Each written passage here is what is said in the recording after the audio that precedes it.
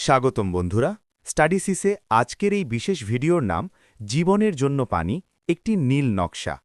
পানি, এই একটি শব্দই আমাদের অস্তিত্বের ভিত্তি। পানি ছাড়া পৃথিবীতে একটি প্রাণও টিকে থাকতে পারত না। কিন্তু আজ সেই পানিই সংকটে। বাংলাদেশের মতো একটি নদীমাতৃক দেশে, যেখানে শত শত নদী একসময় বয়ে যেত, সেখানে আজ মিঠা পানির জন্য মানুষ মাইলের পর মাইল হাঁটছে। এই ভিডিওতে আমরা অণুর স্তর থেকে শুরু করে পুরো বাস্তু সংস্থান পর্যন্ত পানির সম্পূর্ণ চিত্র তুলে ধরব। উৎস হল নবম-দশম শ্রেণীর বিজ্ঞান বই, যা প্রতিটি শিক্ষার্থীর পাঠ্যসূচির অংশ। তাই মনোযোগ দিয়ে দেখুন, এই ভিডিও শুধু পরীক্ষার জন্য নয়, এটি আপনার জীবনের জন্য। পানিকে আমরা চোখে দেখি, স্পর্শ করি, কিন্তু পানির আসল পরিচয় লুকিয়ে আছে তার অণুর ভেতরে। পানির রাসায়নিক সংকেত হল H2O, অর্থাৎ দুটি হাইড্রোজেন এবং একটি অক্সিজেন পরমাণু মিলে তৈরি হয় একটি পানির অণু। আধুনিক গবেষণায় দেখা গেছে পানির অণুগুলো একা থাকে না, এগুলো একসাথে ক্লাস্টার বা দলবদ্ধ হয়ে থাকে। পানির গলনাঙ্ক 0 ডিগ্রি সেলসিয়াস এবং স্ফুটনাঙ্ক 100 ডিগ্রি সেলসিয়াস, তবে সুনির্দিষ্টভাবে 99.98 ডিগ্রি। 4 ডিগ্রি সেলসিয়াস তাপমাত্রায় পানির ঘনত্ব সবচেয়ে বেশি, প্রতি ঘনমিটারে 1000 কেজি। সবচেয়ে চমৎকার বৈশিষ্ট্য হল পানি একটি সর্বজনীন দ্রাবক, অর্থাৎ অসংখ্য পদার্থ পানিতে দ্রবীভূত হয়। এছাড়া পানি উভধর্মী বা অ্যামফোটেরিক, কখনো অ্যাসিড, কখনো ক্ষার হিসাবে আচরণ করে। এই অনন্য বৈশিষ্ট্যগুলোই পানিকে জীবনের জন্য অপরিহার্য করে তোলে। পৃথিবীতে পানির কোনো অভাব নেই, কিন্তু ব্যবহারযোগ্য পানির সংকট ভয়াবহ। পৃথিবীর মোট পানির 97% সমুদ্রের লোনা পানি, যা পান করা বা কৃষিকাজে ব্যবহার করা সম্ভব নয়। বাকি 3%-এর মধ্যে 2% পানি হিমবাহ বা তুষার আকারে জমে আছে, যা আমাদের নাগালের বাইরে। মাত্র 1% পানি আমাদের ব্যবহারের উপযোগী, নদ-নদী, খাল-বিল, হ্রদ ও ভূগর্ভে। এই 1%-এর মধ্যেও বাংলাদেশের অবস্থা উদ্বেগজনক। আমাদের দেশ নদীমাতৃক হলেও শুষ্ক মরশুমে ভূগর্ভস্থ পানির ওপর অতিরিক্ত নির্ভরশীলতা একটি বড় সমস্যা। উপরন্তু বিস্তৃত এলাকায় আর্সেনিক দূষণ এবং উপকূলীয় অঞ্চলে লবণাক্ততার কারণে মিঠা পানির তীব্র সংকট তৈরি হয়েছে। অর্থাৎ পানি আছে, কিন্তু পানযোগ্য পানি নেই। এটিই আজকের সবচেয়ে বড় বাস্তবতা। পানি শুধু মানুষের জন্য নয়, পানি হল লক্ষ লক্ষ প্রাণী ও উদ্ভিদের ঘর, আশ্রয় ও খাদ্যের উৎস। জলজ বাস্তুসংস্থানের দুটি স্তম্ভ হল প্রাণীর বেঁচে থাকা এবং উদ্ভিদের বৃদ্ধি। মাছ তার ফুলকার মাধ্যমে পানিতে দ্রবীভূত অক্সিজেন গ্রহণ করে, একে বলে ডিজলভড অক্সিজেন বা ডিও। আমাদের প্রয়োজনীয় প্রাণীজ প্রোটিনের প্রায় 80% আসে মাছ থেকে, আর মাছের অস্তিত্ব সম্পূর্ণভাবে পানির ওপর নির্ভরশীল। অন্যদিকে জলজ উদ্ভিদ সালোক সংশ্লেষণের মাধ্যমে অক্সিজেন তৈরি করে এবং পানিতে দ্রবীভূত অক্সিজেনের মাত্রা নিয়ন্ত্রণ করে। শ্যাওলা জাতীয় উদ্ভিদ জলজ প্রাণীদের খাদ্য ভাণ্ডার হিসেবে কাজ করে। জলজ উদ্ভিদের কাণ্ড এত নরম যে পানি ছাড়া এরা দাঁড়াতেই পারে না। লক্ষ কোটি বছরের বিবর্তনে এই বৈশিষ্ট্য অর্জিত হয়েছে। তাই পানি দূষিত হলে শুধু মাছ মরে না, পুরো খাদ্য শৃঙ্খল ভেঙে পড়ে। পানি দেখতে স্বচ্ছ মানেই সেটি বিশুদ্ধ নয়। পানির মান নির্ধারণ করা হয় কয়েকটি বৈজ্ঞানিক মানদণ্ডের ভিত্তিতে। প্রথমত, দ্রবীভূত অক্সিজেন বা ডিও। জলজ প্রাণীর বেঁচে থাকার জন্য পানিতে কমপক্ষে 5 মিলিগ্রাম প্রতি লিটার অক্সিজেন থাকতে হবে। ডিও কমে গেলে মাছসহ সকল জলজ প্রাণী মারা যায়। দ্বিতীয়ত, পিএইচ মাত্রা। আদর্শ পানির পিএইচ হওয়া উচিত 6 থেকে 8-এর মধ্যে। পিএইচের বাইরে গেলে ক্যালসিয়াম ক্ষয় হয় এবং মাছ রোগাক্রান্ত হয়। তৃতীয়ত, তাপমাত্রা। পানির তাপমাত্রা স্বাভাবিকের চেয়ে বেড়ে গেলে অক্সিজেনের মাত্রা কমে যায় এবং প্রজনন প্রক্রিয়া ব্যাহত হয়। চতুর্থত, ঘোলাটে ভাব বা টার্বিডিটি। পানি ঘোলা হলে সূর্যের আলো পানির গভীরে পৌঁছতে পারে না, সালোক সংশ্লেষণ বন্ধ হয়ে খাদ্য সংকট তৈরি হয়। এই 4টি মানদণ্ড একসাথে মিলিয়েই বোঝা যায় পানি জীবনের উপযোগী কিনা। প্রকৃতি নিজেই একটি বিশাল পানি পরিশোধন ও পুনরাবর্তন কারখানা চালায়। একে আমরা বলি পানি চক্র বা ওয়াটার সাইকেল। এই চক্র 4টি ধাপে চলে। প্রথম ধাপ, বাষ্পীভবন। সূর্যের তাপে সমুদ্র, নদী ও জলাশয়ের পানি বাষ্পী পরিণত হয়ে বায়ুমণ্ডলে মিশে যায়। দ্বিতীয় ধাপ, ঘনীভবন ও বৃষ্টিপাত। সেই বাষ্প ঠান্ডা হয়ে মেঘে পরিণত হয় এবং বৃষ্টি হিসেবে আবার ভূপৃষ্ঠে ফিরে আসে।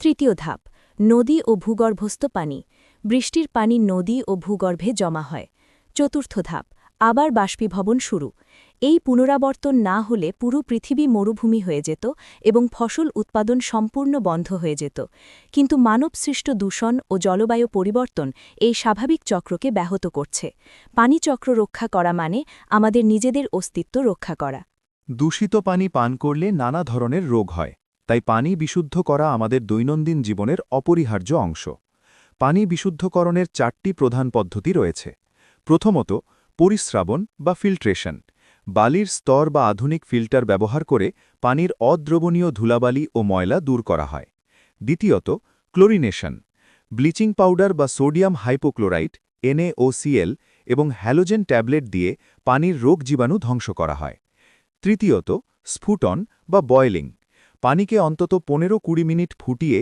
জীবাণুমুক্ত করা যায় এবং এটি বাসাবাড়িতে সবচেয়ে সহজলভ্য পদ্ধতি চতুর্থত পাতন বা ডিস্টিলেশন বাষ্পীভবন ও ঘনীভবনের মাধ্যমে শতভাগ বিশুদ্ধ পানি তৈরি হয় যা ল্যাবরেটরি বা ওষুধ তৈরিতে ব্যবহৃত হয় এই পদ্ধতিগুলো জানা এবং সঠিকভাবে প্রয়োগ করা প্রতিটি নাগরিকের দায়িত্ব বাংলাদেশের পানি আজ 3 দিক থেকে আক্রান্ত প্রথম আক্রমণ আসছে শিল্প কারখানা থেকে টেক্সটাইল ডাইং ও চামড়া কারখানা ট্যানারি থেকে অপরিশোধিত রাসায়নিক বর্জ্য সরাসরি নদীতে মেশানো হচ্ছে যা পানিকে বিষে পরিণত করছে দ্বিতীয় আক্রমণ আসছে কৃষি থেকে জমিতে অতিরিক্ত সার নাইট্রেট ও ফসফেট এবং কীটনাশক বৃষ্টির পানিতে ধুয়ে খালবিলে মিশছে পানিকে ধীরে ধীরে বিষাক্ত করছে তৃতীয় আক্রমণ আসছে গৃহস্থালী বর্জ্য থেকে অপরিকল্পিত ড্রেনেজ ব্যবস্থার কারণে প্লাস্টিক পলিথিন এবং মলমূত্র সরাসরি নদী ও জলাশয়ে পড়ছে এই 3টি উৎসের সম্মিলিত দূষণ আমাদের নদীগুলোকে ধীরে ধীরে মৃত করে দিচ্ছে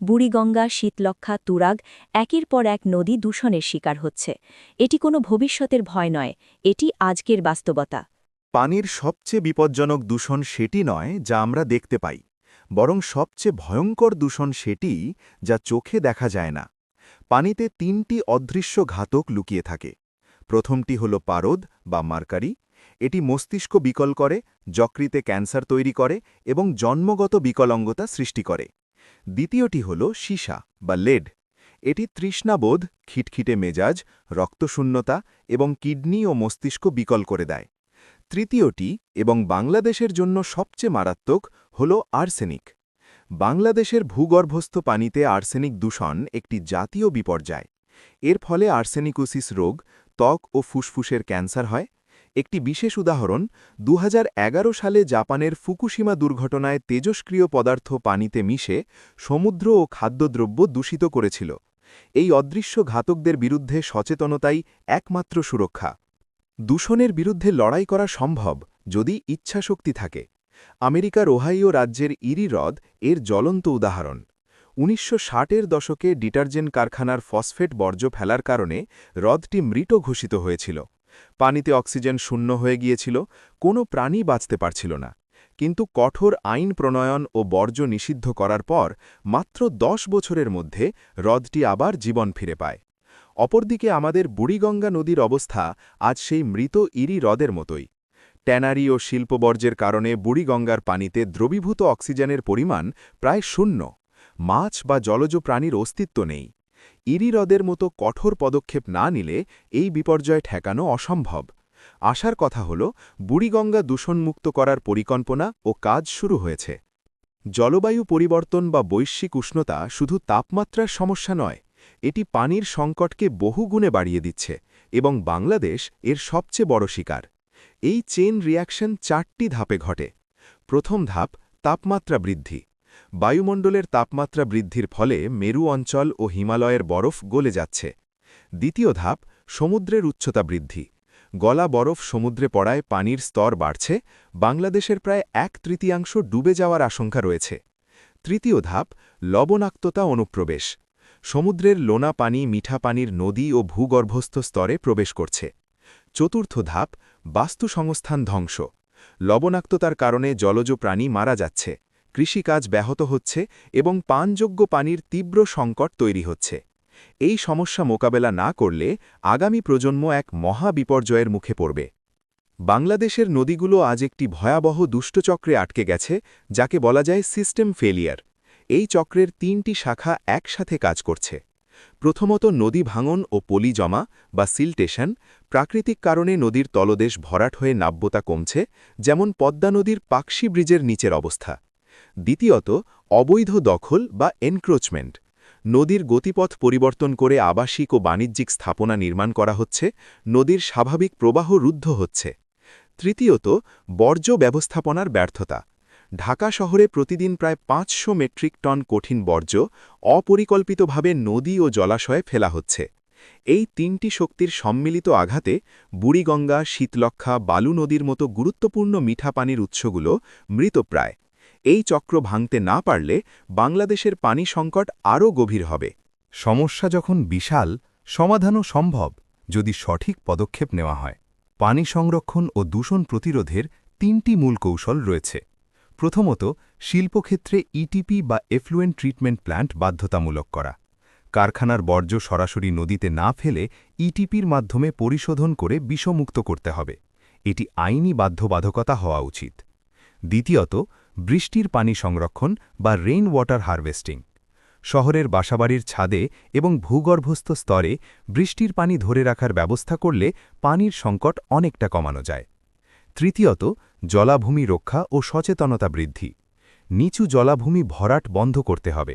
এগুলো বন্যা নিয়ন্ত্রণ করে এবং ভূগর্ভস্থ পানির স্তর বজায় রাখে।